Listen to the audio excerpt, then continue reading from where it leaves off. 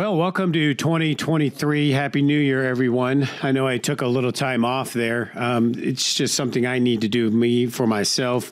Just kind of disappear in the mountains a bit and relax and find some peace and kind of recalibrate. We got a lot going on, and regardless of what's taking place, it's important to stop and just take a walk and talk to God, really. Talk to your children if you have them, and people that are not confrontational with you. But we got a lot going on, so I want to get into a program that I think is very important for us to understand with the coming year. And this is a program called Military and Financial Nuclear WMD. It's basically on our doorstep. And it's kind of a dual thing, and what I find pretty interesting, because I think it's the first time in my time, modern time, where we've had a military nuclear potential threat as well as a massive financial WMD. And that's what we have going on right now. Now, I'm a little bit more optimistic, not thinking that the military nuclear threat is going to happen. I think there'll be a lot of restraint. They could use the thermal bombs, before they go do that. But, at the same time, it's not good. And we have decided to pick a fight. I don't care what side of the argument you're on. You want Yahoo, Ukraine, that's your choice. Yeah, let's just take down Putin. Okay, fine. I get it, I guess. All I know is we had peace for years under President Trump. And then none of this would have ever happened, of course, because this is a orchestrated event that goes back to 2014. Well, it actually goes back decades, but, Ukraine has always been used by the West. Is because if you understand the geology of Ukraine, it's like a bowling alley from Europe into Russia. The rest of the land masses have a lot of mountains. And so if there was any real invasion of Russia, it'd be through Ukraine. So, of course, Russia is not going to allow any Western nation to militarize on the border there. It just doesn't make sense. Russia is a nation of $70 trillion of natural resources, rare earth minerals. They're not letting anybody get near it. Yet the West has decided that they are going to break the Minsk agreement. They do this a lot, I find, that the West and NATO, especially the U.S., they just lie. They break agreements. So dishonorable. It kind of weirds me out. I get psyop warfare and everything else, but man, we got to have a lot better character than this. But anyway, Minsk agreement, the West made it clear to Russia, of course, after World War II and all of that, they made it clear they'll never advance east, which, of course, you can see all the way through Poland and up they did. But then they did the Minsk agreement where they said they would not go any further eastward. Russia can feel comfortable. Ukraine will be kind of like this neutral territory. And it was left that way. Ukraine was also a center of pipeline of energy, mainly probably why they did it, from Russia all the way to Europe, because without Russia, Europe would be in deep trouble. They don't have their own natural gas or energy. They're now buying American liquid natural gas at quadruple the price, but that's pretty rough, huh? Talk about inflation. So they're not going to allow it. They didn't, and everything was good. President Trump made it clear. In fact, President Trump hated NATO, which was smart. So when you look at it from that perspective, everything was good. But then as soon as Sloppy Joe takes over and these, neocon minions, it was game on.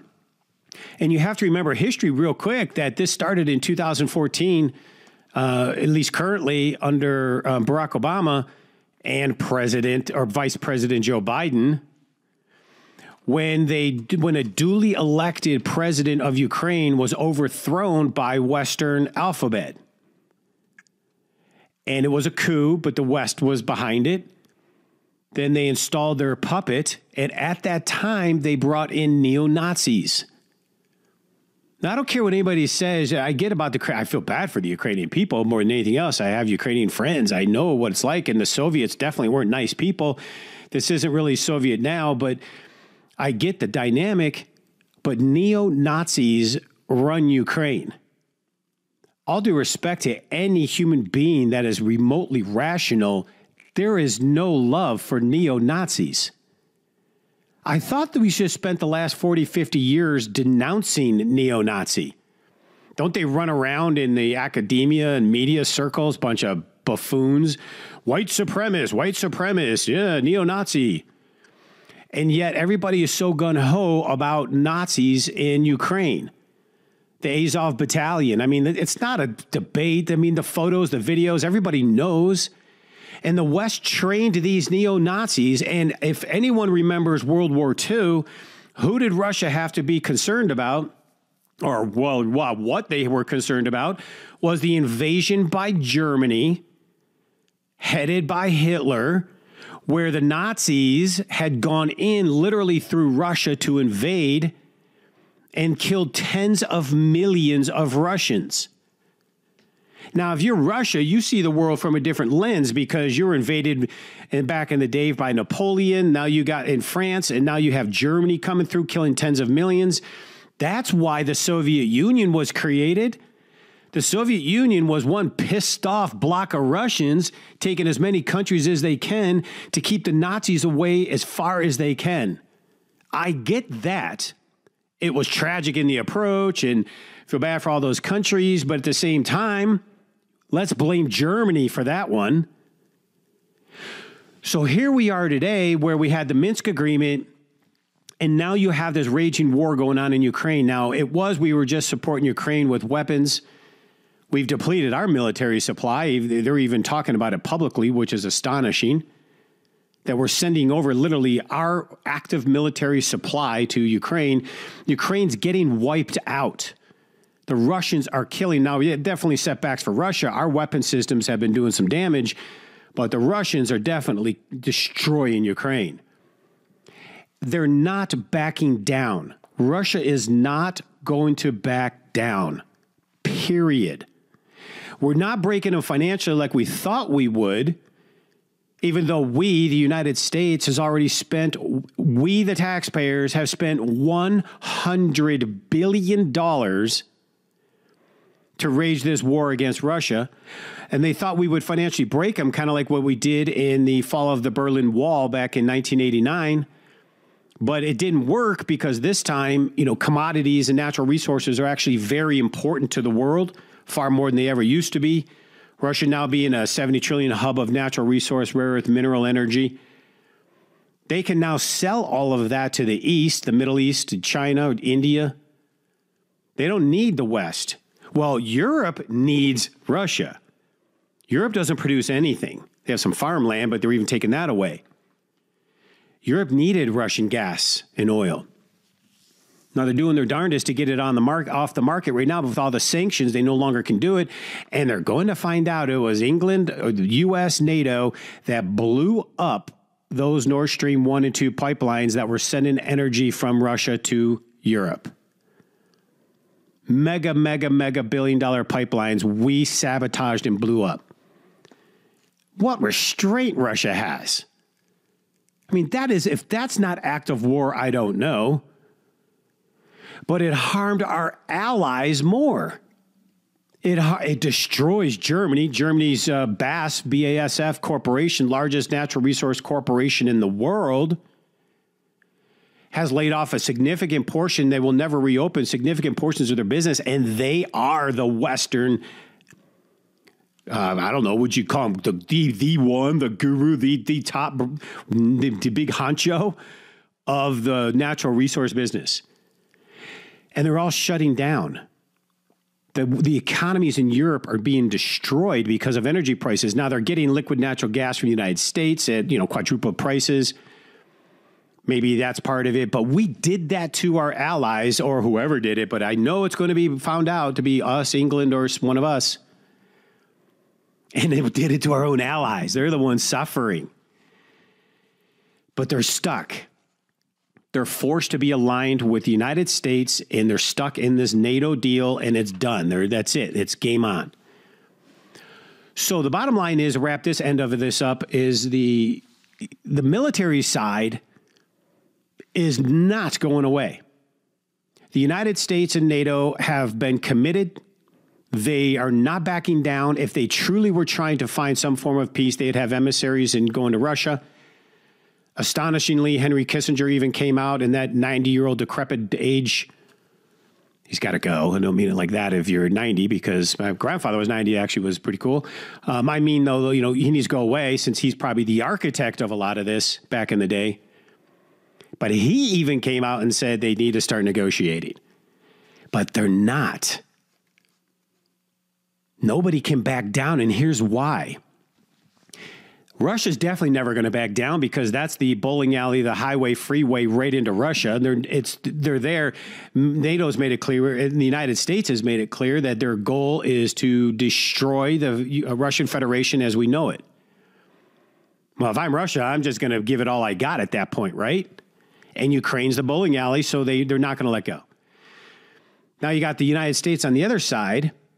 They can't let go because since we put sanctions on Russia and did this, we have divided the world financially away from the unipolar hegemony of the U.S. dollar reserve currency. The banking system was already imploding in fall of 2019, but that's besides the point. Is they know that Russia and China, in their prowess of energy, natural resources, rare earth minerals, they've got to be checkmated or the dollar's done because they're commodity-backed currencies. And China's already surpassed us as the largest trading nation in the world. I mean, it's done. It's written on the wall where it's going. It's China. I think after we were to take on Russia, the neocons would be going for China. Somehow, I think they're just going to let them take Taiwan. We're not going to war with China. But maybe I'm wrong on that one too. But Russia is not letting go. They don't have to. Financially, things are coming from the east. China's great at playing both sides of the fence, but Russia's being supported.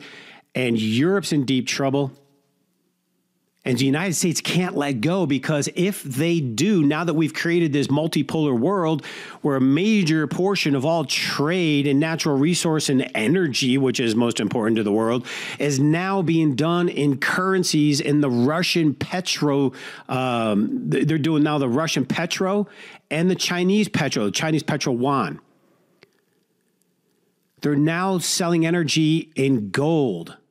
They're backing things up in commodities and using gold. And we just found out last year there was this major gold buyer, we call them whales, that were coming in using sovereign accounts and just buying up all this gold. And we find out it was China, as well as central banks around the world buying more gold than they've ever bought. I have to say, if they're doing that, that may be a good idea for you to have it too. And silver. China's preparing for war. They've been retooling factories. They're getting their people ready. You could feel it. If you just understand military, you understand preps, war history, you can just feel that the Chinese are prepping for something. Now, I don't think we're going to do anything about Taiwan. I think we'll just let them take it, negotiate something. I don't know, but the dollar won't survive this. This is the wrap-up of the military side. The dollar doesn't survive. The dollar will be destroyed. It will be reduced to a Western reserve currency as the East rises into these alternatives. Commodity backed when we're fiat fake printing it on the printing press like Xerox copies, and so is Europe.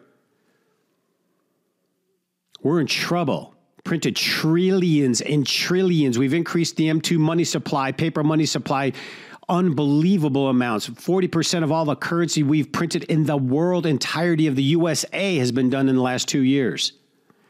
You can't do that without consequences. One of the biggest consequences we're seeing right now firsthand is the inflation on what we buy and what we do. That's not going away because they're going to destroy the economy the best they can. Apparently, they're doing a little bit of a good job doing that. But it doesn't matter because the currency, the dollar reserve note, has been printed so badly that is diluted. So even if we retool, things will be expensive because the dollar doesn't buy you a lot. Like, who wants to mow a lawn for $5 now? That's what I used to charge. Of course, that was a long time ago. But the point is, it's diluted. So if the United States and the West lose this standoff in Ukraine, the dollar collapses. That's why we're not giving up. And Russia's never giving up because that's the driveway right into Russia, period. So does this little skirmish turn into a full-blown nuclear conflict or something worse? We have never been that close in 40, 50 years, next to the Cuban Missile Crisis. And that's not even like it is today. I think there's a lot of restraint. I probably trust Russia more than I do the West. I think the West is desperate because it's financial for them. Russia's not in that same financial situation. And they're desperate. So false flags, here they come. I love my country, but we're not, I would go about it a lot differently than this. Because we did that, we started bombing the Donbass. We started encouraging Ukraine to bomb the Donbass and kill Russian people. That's a big deal. That is definitely the closest we've ever been to a accident happening, and now we want to send in Bradley vehicles and Patriots, and you think thermobaric bombs are not coming? Well, they're already dropping those, but they're just shy of nuclear. Very careful, the West has to be. And then we go into the financial. Probably should make this 2 parts, but I'll stick it out. This is a good one. Because financial is exactly the reason why the West is deciding to go now. Russia and China are growing to be too powerful, and they've got to stop it from happening. Which is too late. And I think it really backfired. I think the sanctions were a really bad idea. See, Nixon closed the gold window back in 1971. The world at that point was only about $4 trillion in debt. Today, it's beyond hundreds and hundreds of trillions. We're upwards right now between debt, actual bond issue, global debt, and derivatives, which are made up fake investment insurance policies, financial instruments that definitely have obligation to pay. Between debt and derivatives, we are literally $2.5 quadrillion. Yeah, what's a quadrillion? 1 quadrillion is 999 trillion. And we're 2.5 quadrillion and going to be upwards to 3 quadrillion within the next 5 years. That's why I contend that this whole thing I've been informed on is it's all over by 2025. And I might miss it by a year, maybe 2026. But the goal is the digital ID, digital currency, well, one world order, I guess, if someone wants to go there. But the West is going to be the one trying to push and run that. And there's a big contingency called Russia, China, India, and others that are saying, I don't think so.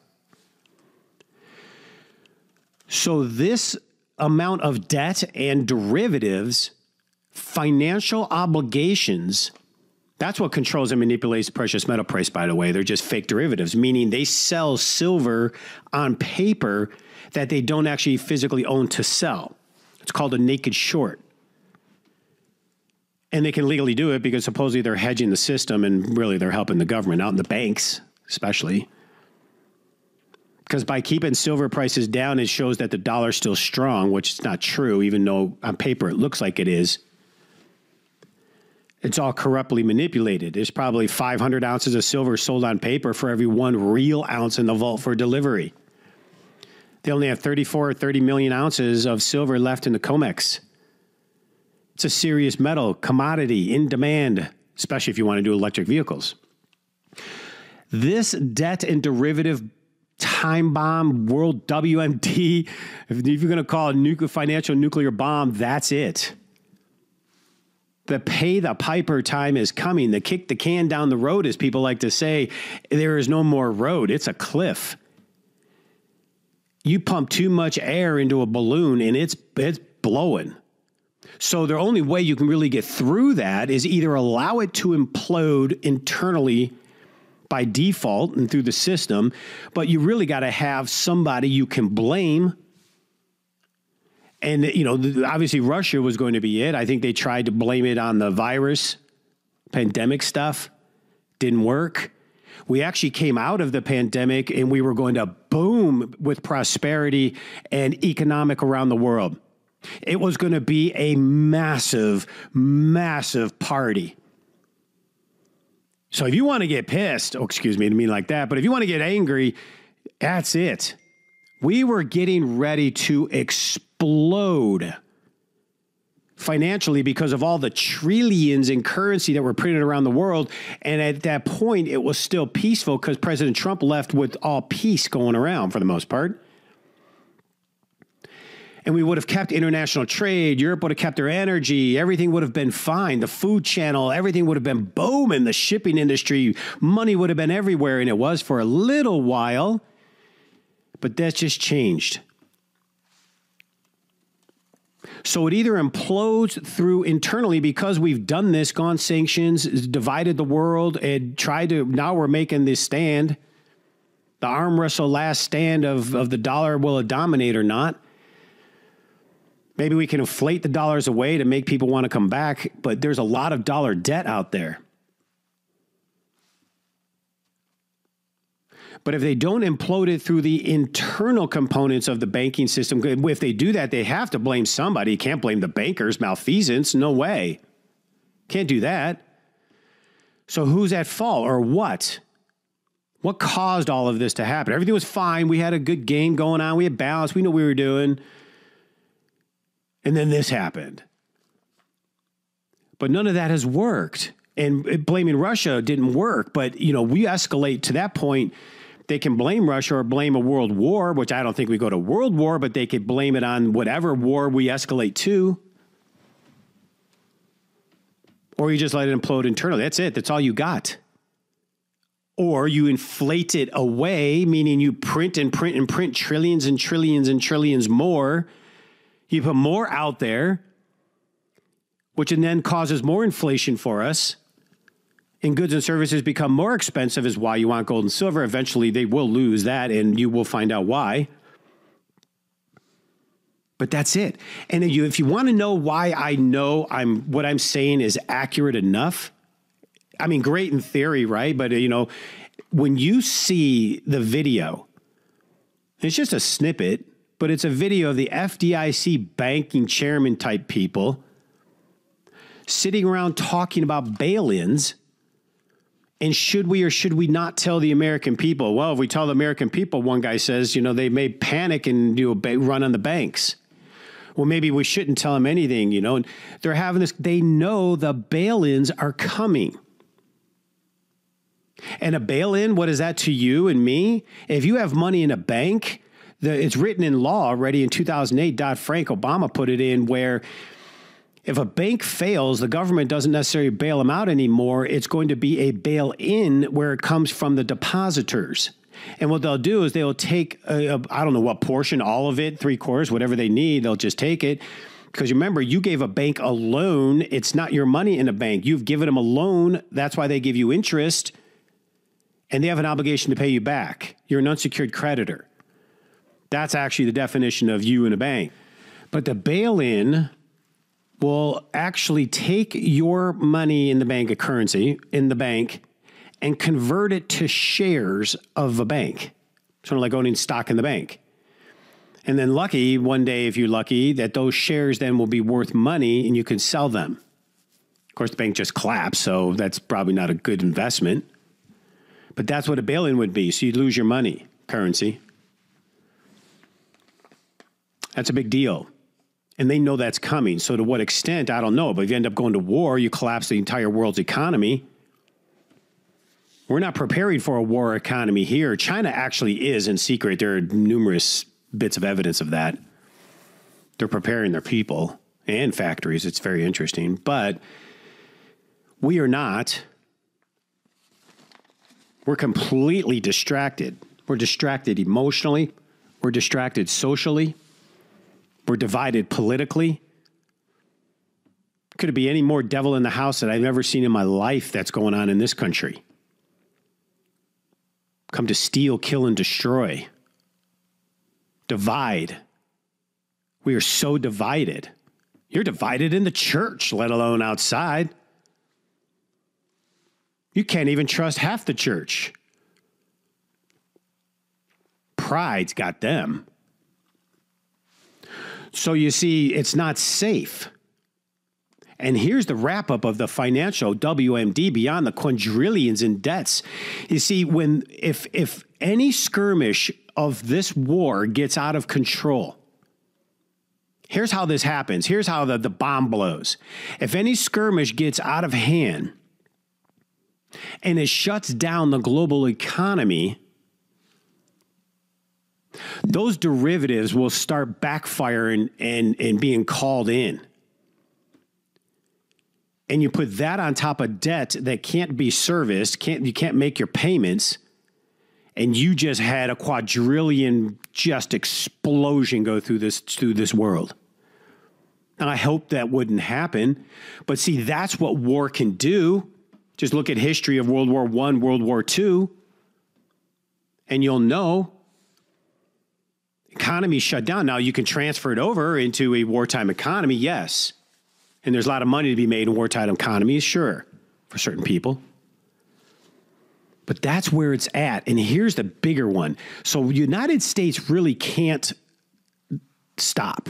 They'd have to actually stop, negotiate peace, let Russia keep the territories, and give all their money back, like hundreds of billions.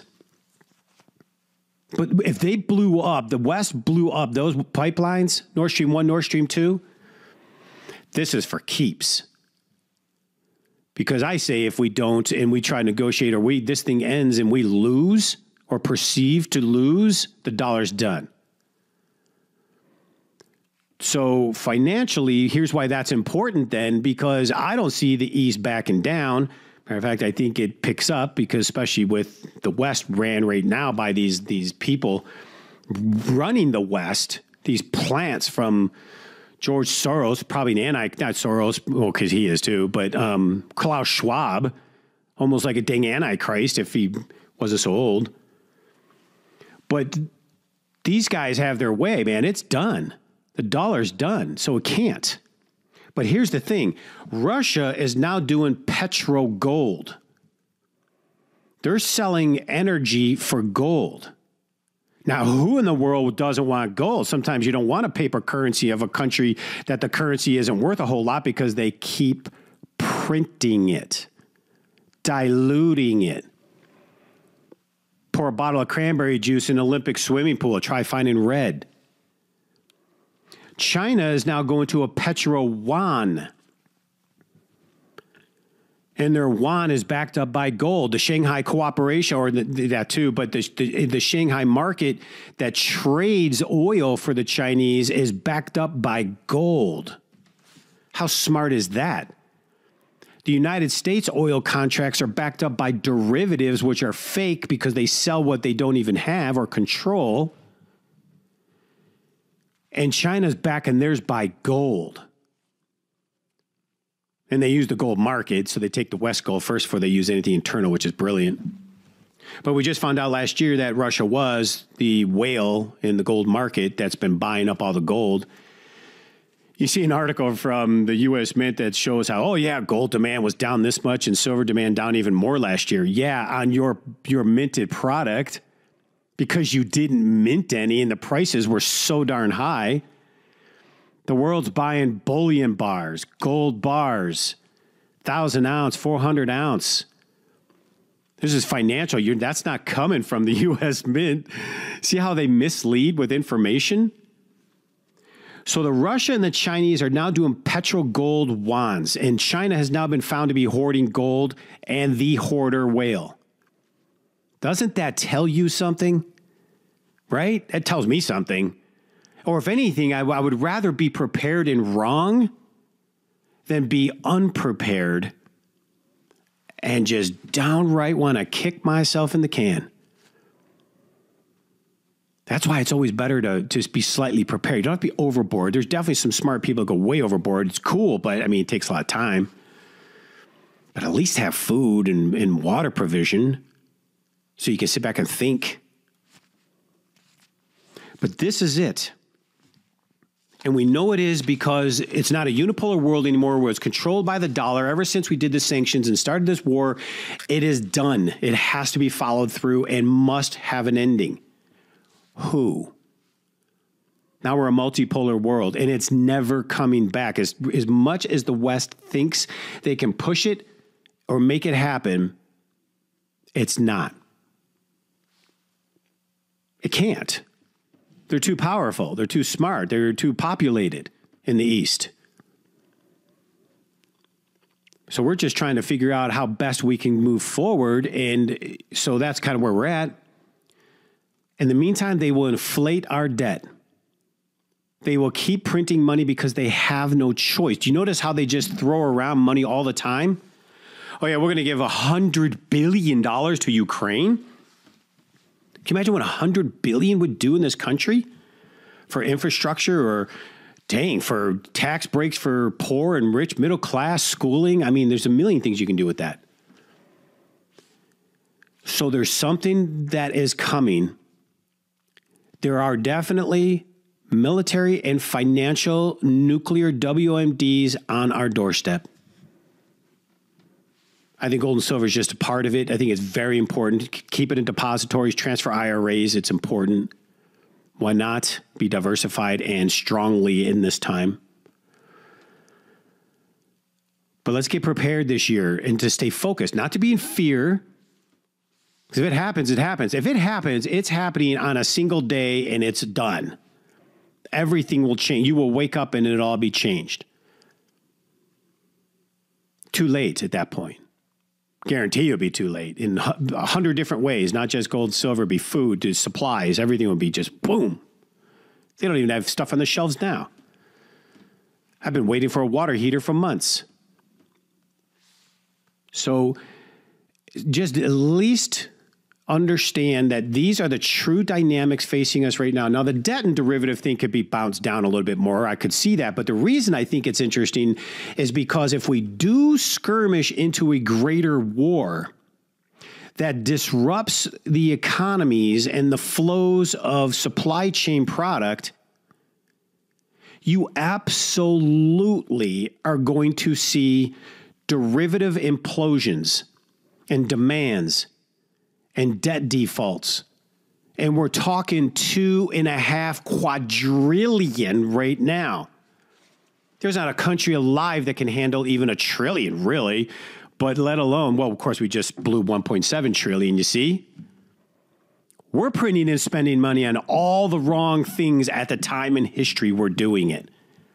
That's what fascinates me. If we're going to blow out $2 trillion, do you know how amazing we could make this country in lieu of the situation? And yet we're doing it and blowing it into non-productive asset resource channels.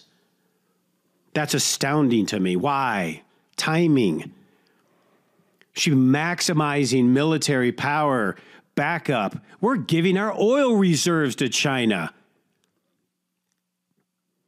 Right now, we depleted our oil reserves and our ammunition. It's like if we end up escalating to a bigger war, I'm not so sure there is going to be a war. They'll just hand it over. The United States. Heck, it seems like 1/3 of this country is bought off by the Chinese already. They'll just turn it over and say, yeah, come on in. These Chinese communists, they're Xenos, man. They're going to come and just start killing people probably. I wouldn't trust that. They believe they're worse than Nazis on steroids and the belief that they think that they're a dominant race and are going to control the world.